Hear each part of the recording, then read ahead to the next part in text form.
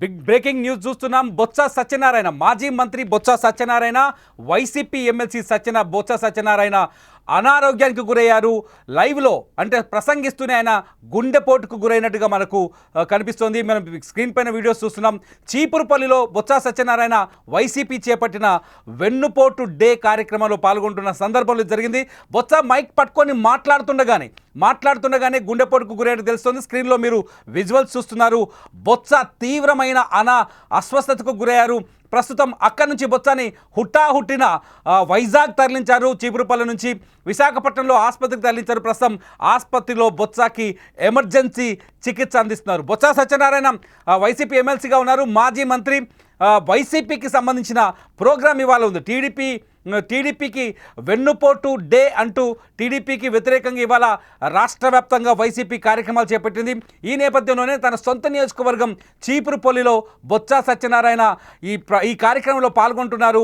ఈ కార్యక్రమంలో మైక్ పట్టుకొని మాట్లాడుతున్నారు. ఆయన సరిగ్గా మైక్ మీరు విజువల్లో చూడొచ్చు. మైక్ పట్టుకొని మాట్లాడుతున్న టైంలో సడన్గా మాట ఆగిపోయింది. అలాగే మాట ఆగిపోయి కళ్ళు మూతలు పడి అక్కడే పడిపోయాడు. వెహికల్ పైన నిల్చున్నాడు బొత్స సత్యనారాయణ. అక్కడే నిల్చుండిపోయారు. అయితే కాస్త ఎండ కూడా ఎక్కువగా ఉన్నట్టుగా తెలుస్తుంది. బొత్స అనారోగ్యానికి గురి కావడంతో అక్కడున్న కార్యకర్తలంతా ఒక్కసారిగా షాక్కు గురయ్యారు. వెంటనే అతన్ని చేతుల మీద పట్టుకొని వేగంగా వెహికల్లోకి తీసుకెళ్లి అటు నుంచి వైజాగ్కి అతివేగంగా ఆసుపత్రికి తరలించారు. బొత్స ఆరోగ్య పరిస్థితిపై ప్రస్తుతానికి ఆందోళన మాత్రం ఉందని చెప్పాలి. బొత్సకి చికిత్స అందిస్తున్నారు. బొత్స సత్యనారాయణ హెల్త్ అప్డేట్ పైన మరింత సమాచారాన్ని మా ప్రతినిధి సాయి అందిస్తారు. మా ఆంధ్రప్రదేశ్ ప్రతినిధి సాయి, అసలు ఏం జరిగింది చీపురుపల్లిలో? ఎందుకు సడన్గా ఇప్పుడు బొత్స ఆరోగ్య పరిస్థితి ఏంది? ప్రస్తుతానికి బొత్స ఆరోగ్య పరిస్థితి కాస్త మెరుగ్గానే ఉన్నాడు చెప్పుకోవచ్చు. ఫస్ట్ ఎయిడ్ చేశారు ఇమీడియట్ గా. మొదట అందరూ కూడా గుండెపోటు అనుకున్నారు. ఎందుకంటే గుండెపోటుకి వచ్చే లక్షణాలు, అంటే గుండెపోటు వచ్చే ముందు వచ్చే లక్షణాలన్నీ కూడా బొత్స మాట్లాడేటప్పుడు కనపడ్డాయి కాబట్టి అందరూ కూడా హార్ట్ అటాక్ అనుకున్నారు. ఇమీడియట్ గా సిపిఆర్ చేసే ప్రయత్నం చేశారు. కానీ ఆయన ఫుల్ గా డిహైడ్రేషన్ గురయ్యారు. ఎందుకంటే 2 రోజుల పాటు ఆయన ఈ వెన్నుపోటు దినం కార్యక్రమానికి సంబంధించిన ప్రోగ్రామ్స్ అటెండ్ అవుతున్నారు, ప్రెస్ మీట్ లో హాజరవుతున్నారు. ప్రస్తుతానికి ఆయన లైట్ గా అనారోగ్యంగా, అంటే కొంతమేర అనారోగ్యంగా ఉన్నట్టుగా కూడా తెలుస్తోంది. కానీ ఈ రోజు విపరీతమైన ఎండ విజయనగరంలో ఉంది. ముఖ్యంగా చీపురుపల్లిలో ఆయన ఒక భారీ ర్యాలీలో పాల్గొన్నారు. ఆ ర్యాలీలో పాల్గొని అప్పుడు ఆయన ఓపెన్ టాప్ జీప్ ఎక్కి మిగతా నాయకులు ప్రసంగించిన తర్వాత అప్పటి వరకు కూడా ఆయన వెయిట్ చేసి అప్పుడు బొత్స సత్యనారాయణ ప్రసంగం స్టార్ట్ చేశారు. అప్పటికే తీవ్రమైన ఎండ ఉంది. అప్పటికే కార్యకర్తలు కొంతమంది గొడుగును కూడా ఇచ్చారు. గొడుగును కూడా పట్టుకొని పక్కన నుంచున్నారు, ఎండ మీద పడకుండా. అప్పటికే ఆయన కళ్ళని కూడా పూర్తిగా మూత్ర పడిపోతున్న పరిస్థితి. అందరూ కూడా అతను కళ్ళు తిరుగుతున్నారు. వాటర్ బాటిల్ కూడా అందించే ప్రయత్నం చేశారు. కానీ వాటర్ తాగే పరిస్థితి కూడా బొత్స సత్యనారాయణకి లేదు. ఆయన డిహైడ్రేషన్ గురై కనీసం స్టేజ్ మీద ఉన్నామా లేదా ఆయన కింద ఉన్నామా చూసే పరిస్థితి కూడా ఆయన లేదు. అక్కడే కుప్పకూలిపోయిన పరిస్థితి. అందరూ కూడా మొదలు గుండెపోటు అనుకున్నారు. సిపిఆర్ చేయడానికి ప్రయత్నించారు. జీప్ దింపి ఇమీడియట్ గా పక్కనే ఉన్న హెల్త్ కేర్ సెంటర్ కి తీసుకువెళ్లారు. అక్కడ సిపిఆర్ చేసే ప్రయత్నం చేశారు. కానీ ఆయన అక్కడ డాక్టర్లు చూసిన అనంతరం ఆయన డిహైడ్రేషన్ గురైనట్టుగా వాళ్ళు భావించారు. తీవ్రమైన ఎండ నేపథ్యంలో ఆయన గ్లూకోజ్ పూర్తిగా డౌన్ అయిపోయినట్టుగా భావించారు. అనంతరం ఫస్ట్ ఎయిడ్ చేసిన అనంతరం ఆయన ప్రస్తుతానికి అయితే రెస్ట్ తీసుకుంటున్నారు. కొంతసేపు రెస్ట్ తీసుకున్న అనంతరం ఆయన్ని తిరిగి మళ్ళీ ఎటువంటి కార్యక్రమాల్లో పాల్గొనవద్దని డాక్టర్లు సూచించారు. ఇమీడియట్ గా అవసరమైతే ఫస్ట్ ఎయిడ్ కాదు, అవసరమైతే ఇమీడియట్ గా వైజాగ్ వెళ్ళి మెయిన్ ట్రీట్మెంట్ తీసుకోమని చెప్తున్నారు. ఎందుకంటే డిహైడ్రేషన్ అనేది తగ్గినట్టే ఉంటుంది కానీ మళ్ళీ ఖచ్చితంగా సాయి, ఇప్పుడు మనం విజువల్స్ లో చూస్తున్నాం. సాయి, నాకు 2 విజువల్స్ కనపడుతున్నాయి స్క్రీన్ పైన. మీరు ఇచ్చిన విజువల్స్ ఇవి. ఒకటి ఆయన స్టేజ్ మీద మాట్లాడుతూ ఆ కళ్ళు తిరిగి అక్కడే కింద పడిపోతున్న విజువల్. రెండోది వచ్చేసి ఆయన సోఫాలో కూర్చుని కొంత రిలాక్స్ అవుతున్న విజువల్. ఈ 2 విజువల్స్ చీపురుపల్లి నుంచి వచ్చినాయినా ఈ 2? అవును తిరుమల. ఫస్ట్ ఇది జరిగిన ఇన్సిడెంట్, అది డిహైడ్రేషన్ గురై పడిపోయినప్పుడు. సెకండ్ విజువల్ ఏదైతే పక్కన సోఫాలో కూర్చున్నారో అది ఫస్ట్ ఎయిడ్ చేసిన తర్వాత.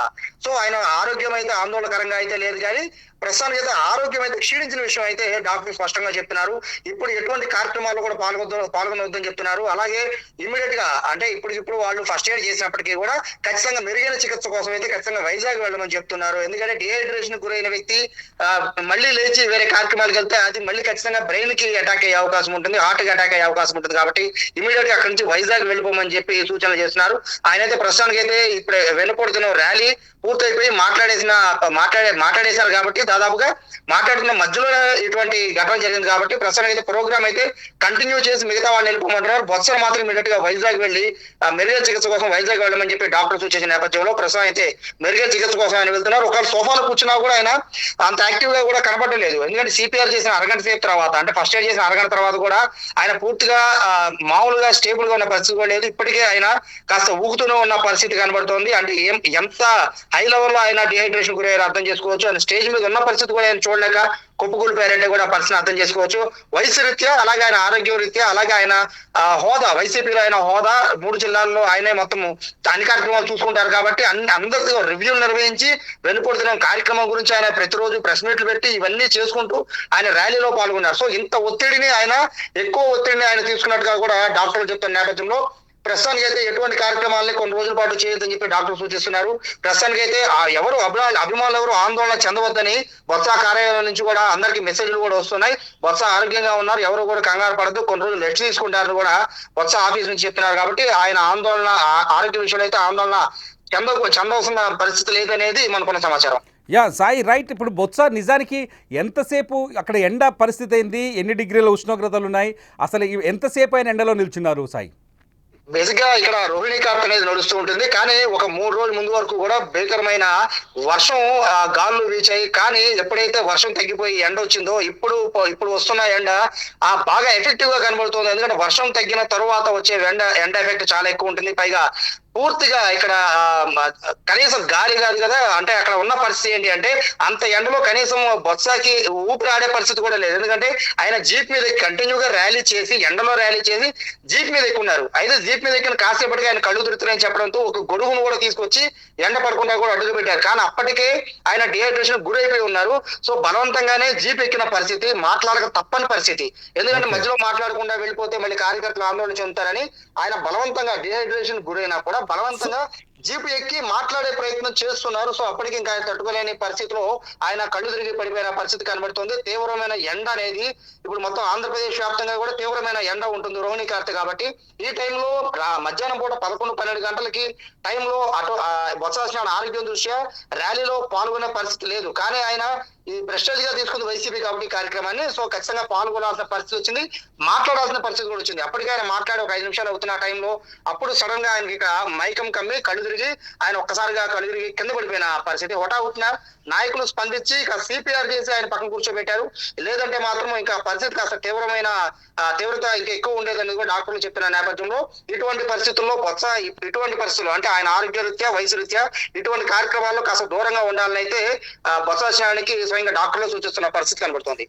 సాయి ప్రస్తుతం బొత్స ఆరోగ్య పరిస్థితి నిలకడగా ఉందా? వైజాగ్ ఏమైనా తీసుకెళ్తున్నారా, లేకపోతే చీపురుపల్లిలోనే ప్రథమ చికిత్స తర్వాత అక్కడే ఉన్నారా బొత్స?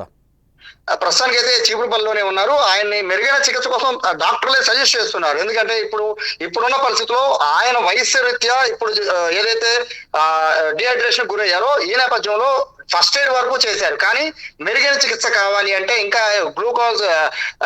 గ్లూకాన్ ఆయనకి పూర్తిగా గ్లూకోజ్ డౌన్ అయిపోయిన నేపథ్యంలో ఖచ్చితంగా దాన్ని పూర్తిగా అది కనుక ఇంకా తగ్గిపోయి ఉంటే కనుక బ్రెయిన్ కి ఎఫెక్ట్ అయ్యే అవకాశం ఉందని డాక్టర్లు చెప్తూ ఉన్నారు. సో ఖచ్చితంగా ఇంకా మెరుగు అంటే ఆయన ఆరోగ్యం ఇంకా మెరుగుపడాలి.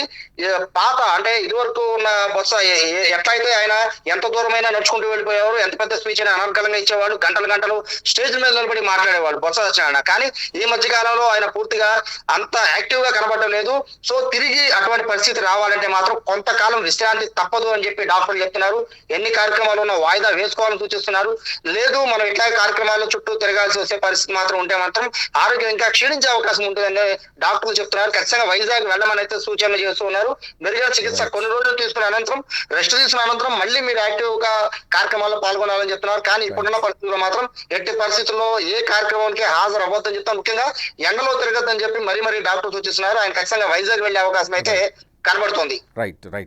ఇది సిచ్యువేషన్. ప్రస్తుతం మనకు విజయనగరం నుంచి అందుతున్న సమాచారం ప్రకారం బొత్స ప్రస్తుతానికి చీపురుపల్లిలోనే ఉన్నారు. ఆయన డీహైడ్రేషన్కు గురైనట్టుగా వైద్యులు చెప్తున్నారు. ఆయన ఉదయం నుంచి 2-3 రోజులుగా ఈ కార్యక్రమం కోసం ఏర్పాట్లు చేస్తున్నారు, కార్యకర్తల సమీకరణ చేస్తున్నారు. అయితే ఉదయమే ర్యాలీ మొదలైంది. ర్యాలీలో వచ్చిన బొత్స కాస్త ఉష్ణోగ్రతలు ఎక్కువగా ఉన్నాయి చీపురుపల్లి ఏరియాలో. వర్షం తర్వాత వచ్చిన ఎండతో కాస్త అనారోగ్యానికి అస్వస్థతకు గురైనట్టుగా తెలుస్తుంది, డీహైడ్రేషన్కి గురైనట్టుగా తెలుస్తుంది. ప్రస్తుతానికి బొత్స ఆరోగ్యం కుదుటగా ఉంది, కొంత కంట్రోల్లో ఉందని చెప్తున్నారు. కాకపోతే ఆయన తీవ్ర స్థాయి డీహైడ్రేషన్కి గురైనారని చెప్తున్నారు. ప్రస్తుతం స్క్రీన్లో మీకు కనిపిస్తున్న విజువల్ ప్రకారం ఇది బొత్స జీపు పైన ఎక్కడైతే సభలో ఆయన కుప్ప కూలిన తర్వాత ఆయన ఒక సురక్షిత ప్రాంతానికి తీసుకొచ్చిన తర్వాత ఒక సోఫాలో కూర్చున్న విజువల్స్ మీరు చూస్తున్నారు. ఇది ప్రస్తుతం బొత్స యాక్టివ్ సిచ్యువేషన్. ఇక్కడ నుంచి బొత్సాని వైజాగ్ ఆసుపత్రికి తరలిస్తున్నారు. ప్రస్తుతానికి ఆయన విశాఖ బయలుదేరారు. బొత్స సత్యనారాయణ ముందు ఆయనకి గుండెపోటు వచ్చింది అనుకున్నారు అక్కడ ఉన్న కార్యకర్తలంతా. వెంటనే ఆయనకి సిపిఆర్ చేశారు, ఆయన కాపాడే ప్రయత్నం చేశారు. కానీ ఆయనకి డీహైడ్రేషన్ ఉందని అక్కడ ఉన్న డాక్టర్లు తేల్చి చెప్పడంతో కొంత ఊపిరి పీల్చుకున్నారు. 2-3 రోజులుగా బొత్స సత్యనారాయణ ఈ పనుల్లోనే బిజీగా ఉన్నట్టుగా తెలుస్తోంది, పార్టీ పనుల్లో. ఈ నేపథ్యంలోనే డీహైడ్రేషన్కి గురైనట్టుగా తెలుస్తుంది. ఇది చీపురుపల్లి నుంచి మనకు అందుతున్న లేటెస్ట్ అప్డేట్ కోసం చూస్తూనే ఉండండి సుమన్ టీవీ లైవ్. ఖచ్చితంగా సబ్స్క్రైబ్ చేసుకోండి, ప్రతి వార్తని ప్రత్యక్ష ప్రసారంలో చూడండి.